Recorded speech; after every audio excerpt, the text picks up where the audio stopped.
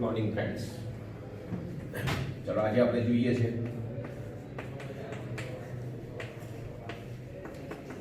વેગ અચળાંક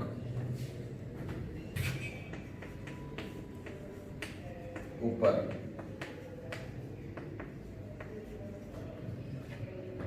તાપમાનની અસર.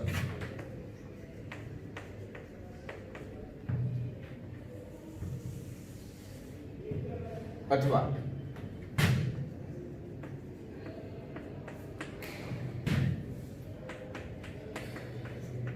આર્હેનિયસ સમીકરણ તારો 3 માર્ક્સની અંદર આ પ્રશ્ન બોર્ડમાં પૂછાયેલો છે. આર્હેનિયસ નામના વૈજ્ઞાનિકે વેગ અચળાંક કે અને તાપમાનની અસર દર્શાવી અને તેના ઉપરથી તેનો ઉપયોગ કરી અને સમીકરણ દર્શાવ્યું. એ સમીકરણને આર્હેનિયસ સમીકરણ તરીકે ઓળખવામાં આવે છે. ગઈકાલે આપણે જોઈ ગયા પ્રથમ ક્રમની પ્રક્રિયા અને અર્ધાયુષ્ય સમય સાથેનો સંબંધ. પ્રથમ ક્રમની પ્રક્રિયાનું સૂત્ર હતું કે બરાબર 2.303/T log R0/RT. પ્રથમ ક્રમની પ્રક્રિયા માટે વેગ અચળાંક કે આ સૂત્રનો ઉપયોગ કરી અને શોધી શકાય છે. જ્યાં કે વેગ અચળાંક છે, T તાપમાન છે, R0 પ્રક્રિયકની શરૂઆતની સાંદ્રતા છે. જેમ જેમ સમય વધશે તેમ પ્રક્રિયકની સાંદ્રતા જે મળે અને RT T સમયની સાંદ્રતા તરીકે ઓળખવામાં આવે છે. તેનો અર્ધાયુષ્ય સમય સાથેનો સંબંધ શું છે? તો પહેલા આપણે જોઈએ કે અર્ધાયુષ્ય સમય ગઈકાલ જોઈ ગયા કે પ્રક્રિયકોની શરૂઆતની સાંદ્રતામાં 50% ઘટાડો થવા માટેના જરૂરી સમયે પ્રક્રિયકોની શરૂઆતની સાંદ્રતા છે R0. આ શરૂઆતની સાંદ્રતા છે.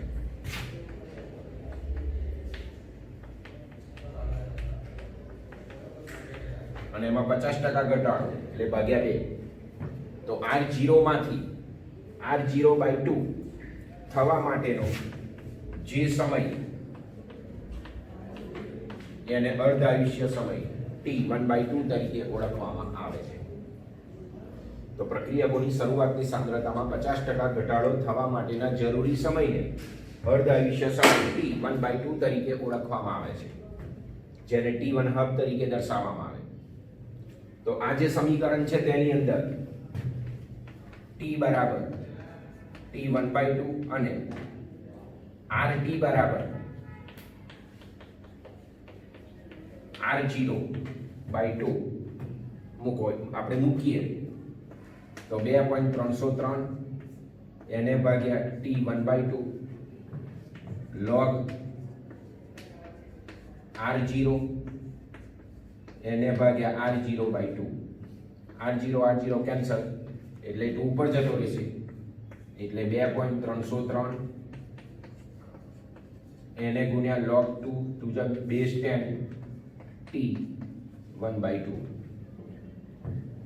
આ બેનો ગુણાકાર log 2 એટલે 0.3010 એટલે k બરાબર આપણને મળશે 2.303 એને ગુણ્યા 0.3010 એને ભાગ્યા T1/2. T1/2 ને આપણે સૂત્રનો કરતા બનાવીએ તો આ બેનો ગુણાકાર આવશે 0.693/K. તો પ્રથમ ક્રમની પ્રક્રિયા માટે અર્ધાયુષ્ય સમય શોધવા માટેનું આ સૂત્ર થયું. કે અચળાંક છે, આ પણ અચળ કિંમત છે. તો પ્રથમ ક્રમની પ્રક્રિયાનો અર્ધાયુષ્ય સમય સાંદ્રતાથી સ્વતંત્ર છે એવું કહી શકાય. વેગ અચળાંક કેના વ્યસ્ત પ્રમાણમાં છે, બરાબર. અને અર્ધાયુષ્ય સમય સંપૂર્ણ રીતે સાંદ્રતાથી સ્વતંત્ર છે તેમ કહી શકાય. તો આ બે સમીકરણો ખાસ યાદ રાખવાના. પ્રથમ ક્રમની પ્રક્રિયા માટે વેગ અચળાંક k શોધવા માટેનું સૂત્ર k બરાબર 2.303/T log R0/RT અને પ્રથમ ક્રમની પ્રક્રિયાનો અર્ધાયુષ્ય સમય T1/2 બરાબર 0.693/K. આ બે સૂત્રનો ઉપયોગ કરી અને વેગ અચળાંક k અને અર્ધ આયુષ્ય સમય નક્કી કરી શકાય છે. આ 3 માર્કનો પ્રશ્ન છે. માર્ચ 2020 માં પૂછાયેલો છે. એટલે આ વખતે આ જ પ્રમાણેનો એક બીજો પ્રશ્ન છે. શૂન્ય ક્રમની પ્રક્રિયા માટે સંકલિત વેગ સમીકરણ તારવી તેનો અર્ધ આયુષ્ય સમય સાથેનો સંબંધ સમજાવો. એની શક્યતા 110% છે. આપણે 3 માર્ક્સનો પ્રશ્ન. તો આ પ્રથમ ક્રમની પ્રક્રિયા માટે વેગ અચળાંક k અને અર્ધ આયુષ્ય સમય સાથેનો આપણે આ સંબંધ જોઈ ગયા. તો જે વેગ અચળાંક છે એ તાપમાન ઉપર કેવી રીતે આધાર રાખે છે? તો મોટાભાગની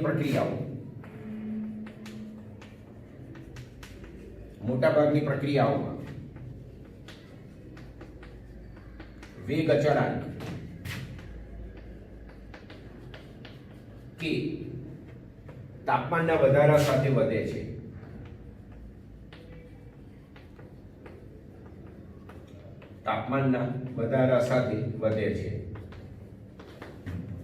મોટાભાગની પ્રક્રિયાઓની અંદર વેગ અચળાંક કે તાપમાનના વધારા સાથે વધે છે. એટલે કે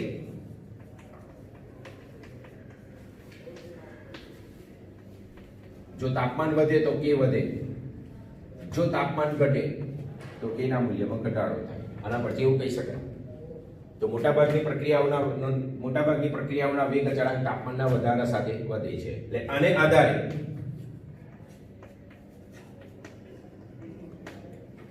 આર્હેનિયસ નામના વૈજ્ઞાનિકે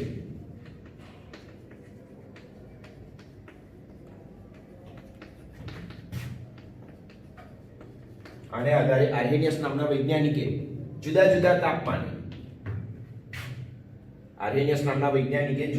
તાપમાને વેગ અચળાંક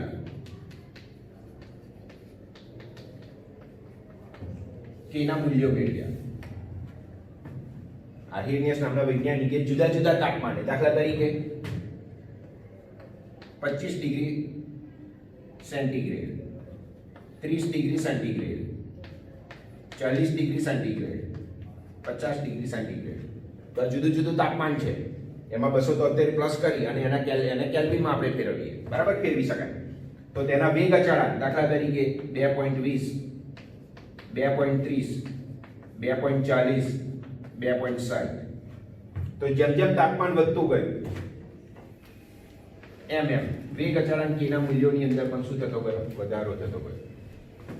જેમ જેમ તાપમાન વધ્યું તેમ વેગ અચળાંક k ના મૂલ્યોની અંદર વધારો થાય છે. તો આર્હેનિયસ નામના વૈજ્ઞાનિકે શું કર્યું? તો કે જુદા જુદા તાપમાને વેગ અચળાંક k ના મૂલ્યો શોધ્યા અને એને આધારે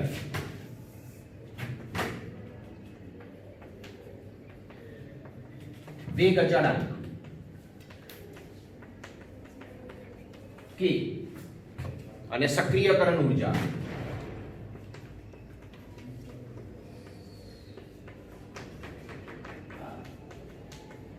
E વચ્ચેનો સંબંધ પ્રસ્થાપિત કર્યો.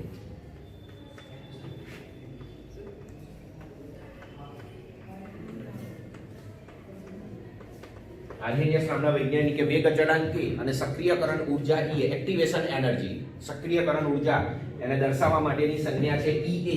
A એટલે એક્ટિવેશન, એક્ટિવેટેડ, અને E એટલે એનર્જી. તો એને એક્ટિવેશન એનર્જી તરીકે ઓળખવામાં આવે અંગ્રેજીમાં, જેને ગુજરાતીમાં કહેવાય સક્રિયકરણ ઊર્જા. તો આર્હેનિયસ નામના વૈજ્ઞાનિકે શું કર્યું? તો કે પહેલા એને એવું દર્શાવ્યું કે મોટાભાગની પ્રક્રિયાઓના વેગ અચળાંક તાપમાનના વધારા સાથે વધે છે. એટલે એને આધારે આર્હેનિયસ નામના વૈજ્ઞાનિકે શું કર્યું? તો કે જુદા જુદા તાપમાને વેગ અચળાંક k ના મૂલ્યો શોધ્યા. કે જેમ તાપમાન વધે તેમ, બરાબર, જેમ તાપમાન વધે છે, ઉપરથી નીચે તરફ જઈએ તેમ તાપમાન વધે છે, અને ઉપરથી નીચે તરફ આવીએ તેમ જુઓ વેગ અચળાંક k ના મૂલ્યોની અંદર પણ વધારો થાય છે. તો જુદા જુદા તાપમાને વેગ અચળાંક k ના મૂલ્યો શોધ્યા. એટલે કે તાપમાન વધશે એટલે વેગ અચળાંક k ના મૂલ્યોની અંદર પણ વધારો થશે. અને એને આધારે આર્હેનિયસ નામના વૈજ્ઞાનિકે વેગ અચળાંક k અને સક્રિયકરણ ઊર્જા EA, એક્ટિવેશન એનર્જી વચ્ચેનો સંબંધ પ્રસ્થાપિત કર્યો. હવે સક્રિયકરણ ઊર્જા એટલે શું? અહીંયા એક નવો શબ્દ આવ્યો, સક્રિયકરણ ઊર્જા. તો પ્રક્રિયકના અણુઓને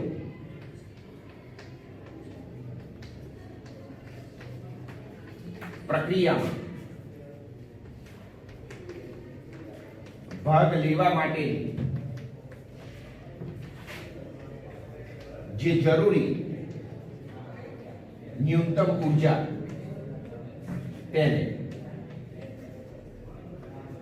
સક્રિયકરણ ઊર્જા કહે છે.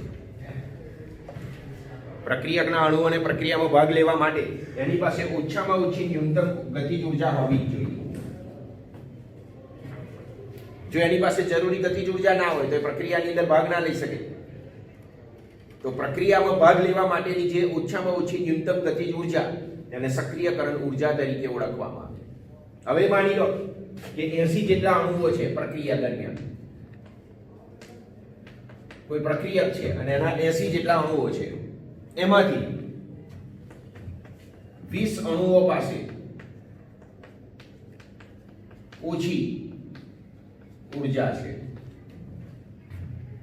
40 અણુઓ પાસે મધ્યમ ઊર્જા છે અને બાકીના 20 અણુઓ પાસે વધુ ઊર્જા છે. તો જે અણુઓ પાસે વધારે ઊર્જા છે એ પ્રક્રિયામાં ભાગ લેવા માટે સક્ષમ બનશે, પણ જે અણુઓ પાસે ઊર્જા ઓછી છે એ પ્રક્રિયામાં ભાગ લેશે નહીં. ક્લાસની અંદર 50 નો ક્લાસ હોય, 50 વિદ્યાર્થીઓ હોય તો દરેકની શક્તિના મૂલ્યો એક સરખા નથી. 50 ની અંદરથી 50 વિદ્યાર્થીઓના ક્લાસમાં 25 વિદ્યાર્થીઓ એવા છે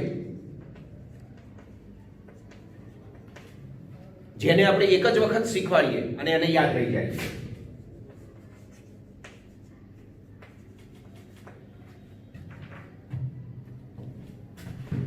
એની અંદરથી 15 વિદ્યાર્થી મધ્યમ છે, જેને 2 થી 3 વાર રિપીટ કરવું પડે છે, અને બાકીના જે 10 છે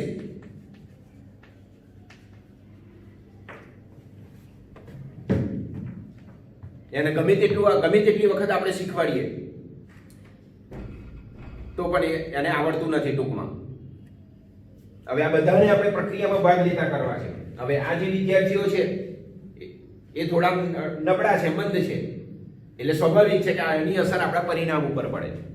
હવે 50 ના ક્લાસની અંદર આ 10 નીકળી જાય, બાકીના મધ્યમ છે એમાંથી પણ 5-10 નીકળી જાય, એટલે આપણું રિઝલ્ટ કેટલું? 25%, 50% થી 60% ની વચ્ચે આપણું રિઝલ્ટ આવે. પણ આપણે 70 થી 80% સુધી જવું છે, 90% સુધી. આને તો જરૂર જ નથી. આ તો સીધા પ્રક્રિયામાં ભાગ લે છે કારણ કે એની પાસે જરૂરી ઊર્જા છે. પણ આ જે બે છે એને આપણે પ્રક્રિયામાં ભાગ લેતા કરવા છે, અને પ્રક્રિયામાં ભાગ લેતા કરવા હોય તો એને બહારથી ઊર્જા આપવી પડે. એને એવી જે ઊર્જા, એને ધક્કો મારનારી ઊર્જા અથવા તો તેને દહેલીજ ઊર્જા તરીકે ઓળખવામાં આવે છે. હવે બહારથી આપણે ઊર્જા આપીએ, એના તાપમાનમાં વધારો કરીએ માની લો, અથવા તો એને જુદી જુદી રીતે આપણે ટ્રીટમેન્ટ કરીએ, એને લખવા આપીએ 2-3 વાર, રિવિઝન કરાવીએ, બાકીના એક્સ્ટ્રામાં ટેસ્ટ લઈએ, લિમિટેડ સિલેબસ કરાવીએ, એટલે આ વિદ્યાર્થીઓના પરિણામ જે બગડતું હતું એ હવે શું આવશે? સુધારા ઉપર આવશે. તો આપણે જુદી જુદી પદ્ધતિઓનો આ રીતે ઉપયોગ કર્યો. એને વારંવાર લખવાની પ્રેક્ટિસ આવી, વારંવાર પુનરાવર્તન કરાયું, રિવિઝન કરાયું, જેને આપણે કહીએ છીએ. બોર્ડના પેપરો થોડા સોલ્વ કરાયા, લાઇકલી ક્વેશ્ચન કરાયા, બરાબર? મેઇન પોઈન્ટ એને ફરીવાર સમજાયા, એ રીતે આપણે એને ટ્રીટ કર્યો. એટલે એના પરિણામમાં શું આવશે? હવે સુધારો. એટલે એ પણ પ્રક્રિયામાં ભાગ લેવા માટે શું બને છે? સક્ષમ બને છે. અને સક્ષમ બને એટલે આ જે પરિણામ 50% હતું એની અંદર શું કરશે? વધારો કરશે. અને વધારો કરશે એટલે આટલું પરિણામ જે 60% હતું તેથી વધી અને 80 થી 85% અથવા તો 90% સુધી જઈ શકે છે. તો આના પરથી એવું કહી શકાય કે પ્રક્રિયકના જેટલા અણુઓ છે એ બધા જ અણુઓની ઊર્જાના મૂલ્યો એક સરખા હોતા નથી. બધા જ અણુઓની ઊર્જાના મૂલ્યો એક સરખા નથી. ક્લાસની અંદર 50 ના ક્લાસમાં દરેક વિદ્યાર્થીની શક્તિ સરખી નથી. કેટલાકને એક જ વખત આપણે કહીએ અને યાદ રહી જાય, કેટલાકને 2-3 વાર કહીએ યાદ રહી જાય, કેટલાકને 10 વખત કહીએ તો યાદ રહે. એટલે દરેકની શક્તિ સમાન નથી, અને આપણે એને પ્રક્રિયામાં ભાગ લેતા કરવા છે. તો આ રીતે જુદી જુદી પદ્ધતિઓનો ઉપયોગ કરી, બરાબર, એને પ્રક્રિયામાં શું કરી શકાય છે? ભાગ લેતા કરી શકાય છે. રસાયણ વિજ્ઞાનની અંદર આપણે તાપમાનનો વધારો કરીએ એટલે એની ગતિજ ઊર્જા વધતી જાય, અને ગતિજ ઊર્જા વધે એવી ગતિજ ઊર્જાને, એ ન્યૂનતમ ઊર્જા તરફ આગળ વધે એવી ઊર્જાને સક્રિયકરણ ઊર્જા તરીકે ઓળખવામાં આવે. તો આવી જે ઊર્જા, એને ધક્કો મારનારી ઊર્જા અથવા તો તેને દહેલીજ ઊર્જા તરીકે ઓળખવામાં આવે છે.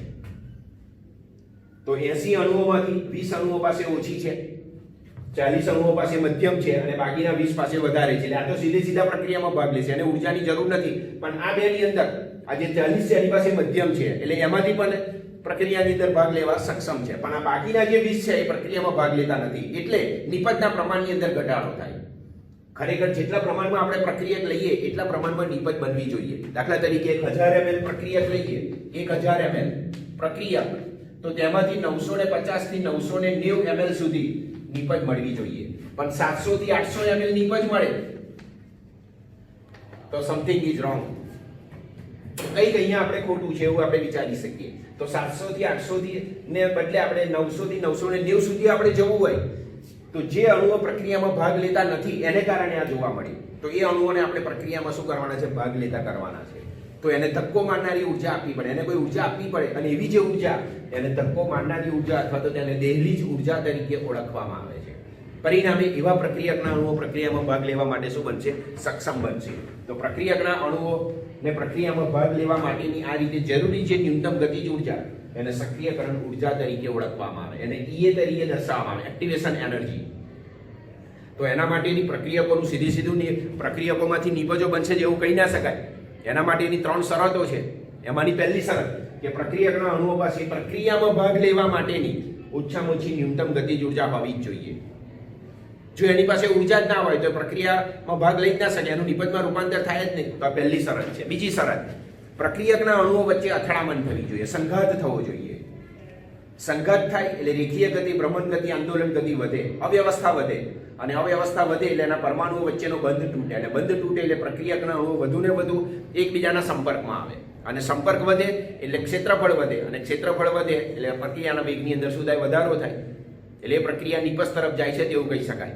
બરાબર છે? તો અથડામણ થવી જોઈએ. અને ચોથી મેઇન શરત, ત્રીજી મેઇન શરત, મુખ્ય શરત કે અથડામણ થાય, એની પાસે ઉર્જા પણ છે, અથડામણ પણ થાય છે, પણ અથડામણ ચોક્કસ દિશામાં થવી જોઈએ. દાખલા તરીકે તમે 12મા ધોરણમાં છો તો 12મા ધોરણમાં છો તો તમે ઘેટાની માફક વાંચ કરો, બુદ્ધિનો ઉપયોગ કરીને ના વાંચો, ચોપડી લઈને બેસી રહો 2 વાગે 12 વાગ્યા સુધી રાત્રે. તો એ તમારું જે ટાઈમ પાસ તમે જે કરો છો એ ચોક્કસ દિશામાં નથી. તમે નો ડાઉટ તમે 12 વાગ્યા સુધી 2 વાગ્યા સુધી વાંચો, પણ આપણે જે વાંચીએ છીએ એમાંથી આપણને કંઈક મળવું જોઈએ. વાંચો તો છો, દિશા તો છે, પણ એ દિશા કેવી હોવી જોઈએ? ચોક્કસ. તો પ્રોપર ગાઈડલાઈન આપણને મળવી જોઈએ. તો આપણા પરિણામની અંદર શું થાય? સુધારો થાય. એવું અહીંયા છે કે પ્રક્રિયામાં ભાગ લેવા માટેની જરૂરી ન્યૂનતમ ગતિજ ઉર્જા પણ છે, અથડામણ પણ થાય છે, પણ જો યોગ્ય દિશામાં અથડામણ ના થાય તો મૂળ પ્રક્રિયાને અંતે પાછો પડે અને યોગ્ય દિશામાં અથડામણ થાય તો પ્રક્રિયકોનું નિપજોમાં શું થાય? રૂપાંતર થાય. એટલે યોગ્ય દિશા મેઇન અગત્યનો પરિબળ છે. યોગ્ય દિશામાં સંઘાત થવો જોઈએ તો જ એ પ્રક્રિયકોનું નિપજોમાં રૂપાંતર થઈ શકે. તો પ્રક્રિયકના અણુઓને પ્રક્રિયામાં ભાગ લેવા માટેની ઓછામાં ઓછી જે ન્યૂનતમ ગતિજ ઉર્જા એને સક્રિયકરણ ઉર્જા તરીકે ઓળખવામાં આવે. એવી ઉર્જા એની પાસે ના હોય, બરાબર છે, તો બહારથી એ ઉર્જાને આપવામાં આવે. એની અંદર જુદા જુદા પરિબળોનો ઉપયોગ કરવામાં આવે છે. દાખલા તરીકે તાપમાન. તો તાપમાન આપણે વધારીએ તો જે પ્રક્રિયકના અણુઓ પાસે ઉર્જા નથી એ પ્રક્રિયકના અણુઓ ઉર્જા મેળવે. કેવી રીતે મેળવે? તો કે અથડામણ થાય એટલે રેખીય ગતિ વધે, ભ્રમણ ગતિ વધે, આંદોલન ગતિ વધે. બરાબર છે? અને આ રીતે પ્રક્રિયકના અણુઓ શું કરે છે? ઉર્જા મેળવે છે. તો આપણે એને શું કર્યું? પ્રક્રિયામાં ભાગ લેવા માટે ધક્કો માર્યો ઉર્જા આપીને. તો એવી જે ઉર્જા એને ધક્કો મારનારી ઉર્જા અથવા તો તેને દહેલીજ ઉર્જા તરીકે ઓળખવામાં આવે છે.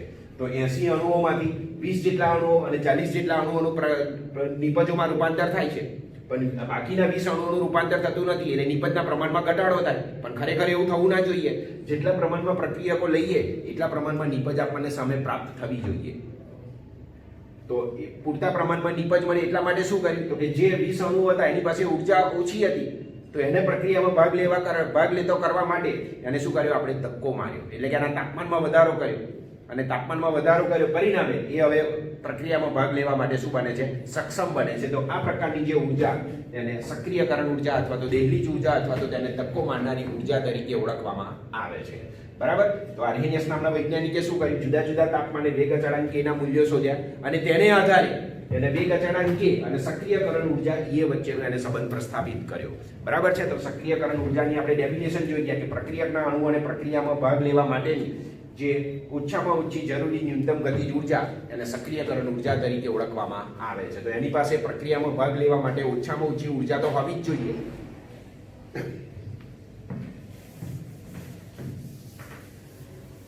ચલો આપણી પાસે હવે એનો સંબંધ મેળવતું સમીકરણ જોઈએ કે આર્હેનિયસ નામના વૈજ્ઞાનિકે જુદા જુદા તાપમાને વેગ અચળાંક k અને સક્રિયકરણ ઊર્જા E વચ્ચેનો સંબંધ પ્રસ્થાપિત કર્યો. તો એ સંબંધ શું છે?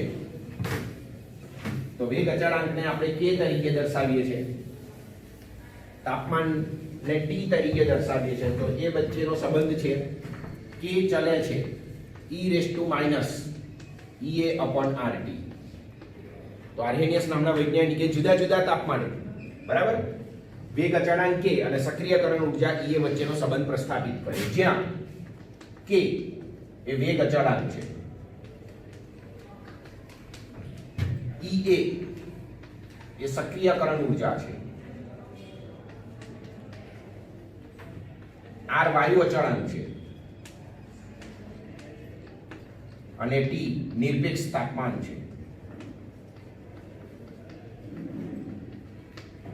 ચલની નિશાની કાઢવા માટે એક અચળાંક દાખલ કર્યો અને એ અચળાંકને આર્હેનિયસ અચળાંક તરીકે ઓળખવામાં આવે છે. તો એ એના નામ ઉપરથી, વૈજ્ઞાનિકના નામ ઉપરથી તેને આર્હેનિયસ અચળાંક તરીકે ઓળખવામાં આવે છે. તો આ એક સૂત્ર છે k = a × e−EA/RT, સમીકરણ નંબર 1, જ્યાં એ આર્હેનિયસ અચળાંક, k વેગ અચળાંક, E એ સક્રિયકરણ ઊર્જા, R વાયુ અચળાંક અને T નિરપેક્ષ તાપમાન. સક્રિયકરણ ઊર્જાની આપણે ડેફિનેશન જોઈ ગયા કે પ્રક્રિયકના અણુઓને પ્રક્રિયામાં ભાગ લેવા માટેની જરૂરી ન્યૂનતમ ગતિજ ઊર્જા, તેને સક્રિયકરણ ઊર્જા તરીકે ઓળખવામાં આવે છે. પ્રક્રિયકના અણુઓ હોય એ સીધી રીતે પ્રક્રિયામાં ભાગ લેશે એવું કહી ના શકાય. પ્રક્રિયામાં ભાગ લેવા માટે એની પાસે ઓછામાં ઓછી ન્યૂનતમ ગતિજ ઊર્જા હોવી જ જોઈએ. 11મા ધોરણમાં તમારે 11 સાયન્સમાં એડમિશન લેવું હોય એટલે 10મું પાસ હોવું જ જોઈએ કમ્પલસરી. 9મું પાસ હોય તો ડાયરેક્ટ 11માં એડમિશન મળી ના શકે કે 12માં એડમિશન મળી ના શકે. એવું અહીંયા છે કે પ્રક્રિયકના અણુઓને પ્રક્રિયામાં ભાગ લેવો હોય તો એની પાસે ઓછામાં ઓછી ન્યૂનતમ ગતિજ ઊર્જા હોવી જ જોઈએ, અને એવી જે ઊર્જા એને સક્રિયકરણ ઊર્જા EA તરીકે ઓળખવામાં આવે છે. હવે આ જે સમીકરણ છે બરાબર, એનું આપણે સામાન્ય લઘુગુણકમાં રૂપાંતર કરીએ.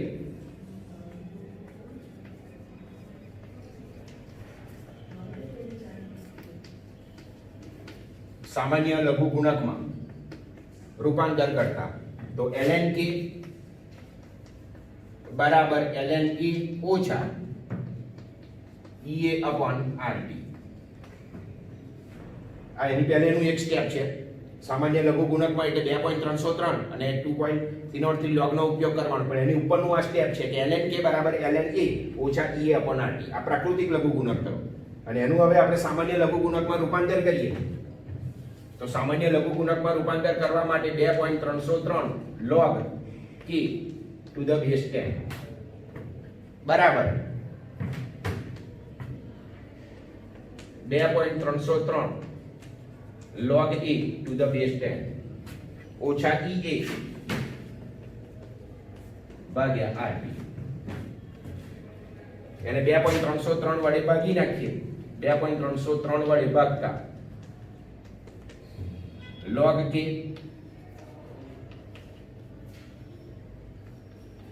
બરાબર log a ઓછા EA/2.303 RT. તો આપણને અહીંયા એક સમીકરણ મળે છે log k બરાબર log a ઓછા EA/2.303 RT, સમીકરણ નંબર 2.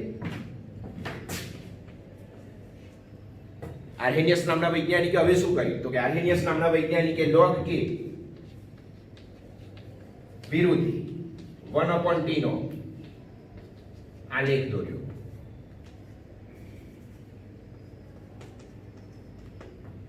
અને એ આલેખ સીધી રેખાનો મળે છે. આલેખ આપણને સીધી રેખાનો મળશે. જોઈએ કેવી રીતે. તો કે log k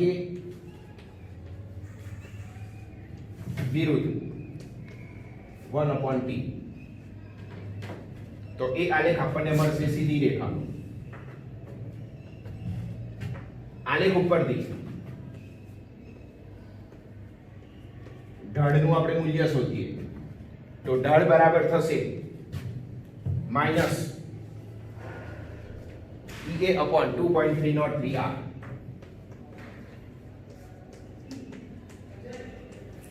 આ ઢાળનું મૂલ્ય દર્શાવે છે. આલેખને તમે y અક્ષ ઉપર આગળ લંબાવો તો જે બિંદુએ છેદે એ આંતરછેદનનું મૂલ્ય મળશે અને આંતરછેદનનું મૂલ્ય દર્શાવે છે log a. એ આંતરછેદનનું મૂલ્ય દર્શાવે છે આર્હેનિયસ અચળાંક. ચલો હવે આલેખ ઉપરથી પ્રાયોગિક રીતે આપણે સક્રિયકરણ ઊર્જા EA નું મૂલ્ય શોધવું છે. તો EA બરાબર થશે 2.303R into ઢાળ. ઢાળનું જે મૂલ્ય આવે એને 2.303R વડે ગુણી કાઢો એટલે તમને સક્રિયકરણ ઊર્જા EA નું મૂલ્ય પ્રાયોગિક રીતે આલેખ ઉપરથી મેળવી શકાય. તો પ્રાયોગિક રીતે આલેખ ઉપરથી સક્રિયકરણ ઊર્જા EA નું મૂલ્ય શોધવું હોય તો ઢાળનું જે મૂલ્ય આવે એને 2.303R વડે ગુણીએ એટલે તમને સક્રિયકરણ ઊર્જા EA નું મૂલ્ય મળશે. હવે આર્હેનિયસ નામના વૈજ્ઞાનિકે શું દર્શાવ્યું કે આ સમીકરણની અંદર આ જે વાયુ અચળાંક R છે એનું મૂલ્ય કિલો કેલરી અથવા તો કિલો જૂલમાં હોય. R નું મૂલ્ય કિલો કેલરી અથવા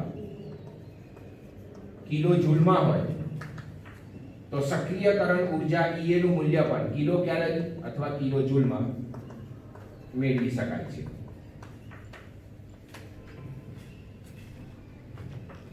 R અચળાંક છે. સક્રિયકરણ ઊર્જા EA નું મૂલ્ય પણ આપણને શું મળશે? અચળ મળશે. R કિલો કેલરી અથવા કિલો જૂલમાં હોય તો EA નું મૂલ્ય પણ શું મળશે? આપણને કિલો કેલરી અથવા કિલો જૂલમાં સરળતાથી મેળવી શકાય છે. ચલો આર્હેનિયસ સમીકરણ ઉપરથી આપણે આગળ આ સાદું રૂપ આપ્યું અને તેના ઉપરથી આલેખ દોર્યો. આલેખની અંદર રેખાને આપણે સીધી y અક્ષ તરફ લંબાવીએ તો જે બિંદુએ છેદે, બરાબર છે, જે બિંદુએ છેદે એ બિંદુ મળશે log a અને આંતરછેદન કહેવાય અને તેના ઉપરથી આર્હેનિયસ અચળાંક એનું મૂલ્ય પણ મેળવી શકાય છે. આ મૂલ્ય ઉપરથી log a ની જે કિંમત આવે એનો આપણે એન્ટીલોગ જોઈએ એટલે તમને આર્હેનિયસ અચળાંક એની કિંમત પણ મળે છે. તો આ રીતે આલેખ ઉપરથી સક્રિયકરણ ઊર્જા EA નું મૂલ્ય શોધી શકાય. આર્હેનિયસ અચળાંક એનું મૂલ્ય પણ મળે. log a ની જે કિંમત આવે એનો એન્ટીલોગ આપણે જોઈએ એટલે આપણને શું મળશે? એની કિંમત જેને આર્હેનિયસ અચળાંક તરીકે ઓળખવામાં આવે છે. તો સીધી રેખાનો આલેખ મળે છે. સીધી રેખાના આલેખને તમે y અક્ષ તરફ લંબાવો તો જે બિંદુએ છેદે તેને આંતરછેદન કહેવાય અને આંતરછેદનનું મૂલ્ય દર્શાવે છે log a અને એના ઉપરથી એની કિંમત સરળતાથી મેળવી શકાય છે. અહીંયા આપણે ઢાળ શોધીએ તો ઢાળ બરાબર થશે -EA/2.303R. કારણ કે સીધી રેખાનો આલેખ છે એટલે સીધી રેખાનું સમીકરણ y = mx + c સાથે આપણે એની સરખામણી કરીએ તો m એ ઢાળ દર્શાવે છે. ઢાળનું મૂલ્ય આવશે -EA/2.303R. 1/t એ તો આપણે અહીંયા દર્શાવેલો છે. log k અહીંયા y એક્સિસ પર આપણે લીધેલું છે એનું મૂલ્ય, બરાબર, અને log a એ આંતરછેદનનું મૂલ્ય દર્શાવે છે અને ઓછા EA એને ભાગ્યા 2.303R એ ઢાળના મૂલ્ય ઉપરથી સક્રિયકરણ ઊર્જા EA નું મૂલ્ય શોધવા માટેની એક કિંમત છે જેને ઢાળ તરીકે ઓળખવામાં આવે છે. તો એક માર્કનો પ્રશ્ન બોર્ડમાં પૂછાયેલો છે કે આર્હેનિયસ સમીકરણની અંદર ઢાળનું મૂલ્ય શું દર્શાવે છે? તો આર્હેનિયસ સમીકરણની અંદર ઢાળનું મૂલ્ય દર્શાવે છે -EA/2.303R. શૂન્ય ક્રમની પ્રક્રિયા માટે ઢાળનું મૂલ્ય છે -k અને પ્રથમ ક્રમની પ્રક્રિયા માટે છે ઢાળનું મૂલ્ય -k/2.303R. બરાબર. તો આ રીતે આ સમીકરણને આર્હેનિયસ સમીકરણ તરીકે ઓળખવામાં આવે છે. log k = log a - EA/2.303R. તો આર્હેનિયસ નામના વૈજ્ઞાનિકે શું દર્શાવ્યું કે મોટાભાગની પ્રક્રિયાઓના વેગ અચળાંક તાપમાનના વધારા સાથે વધે છે અને એને આધારે આર્હેનિયસે દર્શાવ્યું કે જુદા જુદા તાપમાને વેગ અચળાંક k ના મૂલ્યો શોધ્યા અને તેના ઉપરથી વેગ અચળાંક k અને સક્રિયકરણ ઊર્જા EA વચ્ચેનો સંબંધ પ્રસ્તાવિત કર્યો. તો એનો સંબંધ શું છે? તો કે k ચાલે છે e⁻ જ્યાં E એ સક્રિયકરણ ઊર્જા છે, R વાયુ અચળાંક છે, T નિરપેક્ષ તાપમાન છે, K વેગ અચળાંક છે, બરાબર. ચલો ચલેની નિશાની કાઢવા માટે એક અચળાંક દાખલ કર્યો અને એ અચળાંક A ને આર્હેનિયસ અચળાંક તરીકે ઓળખવામાં આવે છે. તો K બરાબર થશે A e⁻ પહેલા એનું પ્રાકૃતિક લઘુગુણકમાં રૂપાંતર કર્યું, પછી એનું સામાન્ય લઘુગુણકમાં રૂપાંતર કર્યું. પ્રાકૃતિક લઘુગુણક થશે log ln k બરાબર ln a ઓછા EA/RT. એનું સામાન્ય લઘુગુણકમાં રૂપાંતર કરીએ તો 2.303 log k to the base 10 is equal to 2.303 log a to the base 10 minus EA/RT. અને 2.303 વડે ભાગી નાખ્યું તો log k to the base 10 is equal to log a to the base 10 minus EA/2.303 RT. બરાબર. ચલો એની સીધી રેખાના સમીકરણ y બરાબર mx plus c સાથે સરખાવીએ અને પછીથી log k વિરુદ્ધ 1/t નો આપણે આલેખ દોરીએ તો આલેખ આપણને સીધી રેખાનો મળે છે. બરાબર. log k વિરુદ્ધ 1/t નો આલેખ સીધી રેખાનો મળે છે. એના ઉપરથી ઢાળનું મૂલ્ય શોધીએ તો ઢાળનું મૂલ્ય દર્શાવશે -Ea/2.303r. ઢાળનું જે મૂલ્ય આવે એને 2.303r વડે ગુણી નાખો એટલે પ્રાયોગિક રીતે આલેખ ઉપરથી સક્રિયકરણ ઊર્જા E નું મૂલ્ય મેળવી શકાય છે. આલેખને y અક્ષિસ તરફ આગળ લંબાવીએ તો જે બિંદુએ છેદે તે બિંદુએ આંતરછેદનનું મૂલ્ય દર્શાવે અને આંતરછેદનનું મૂલ્ય થશે log a. એના ઉપરથી આર્હેનિયસ અચળાંક a ની કિંમત મેળવી શકાય છે. તો આ સમીકરણને આર્હેનિયસ સમીકરણ તરીકે ઓળખવામાં આવે છે.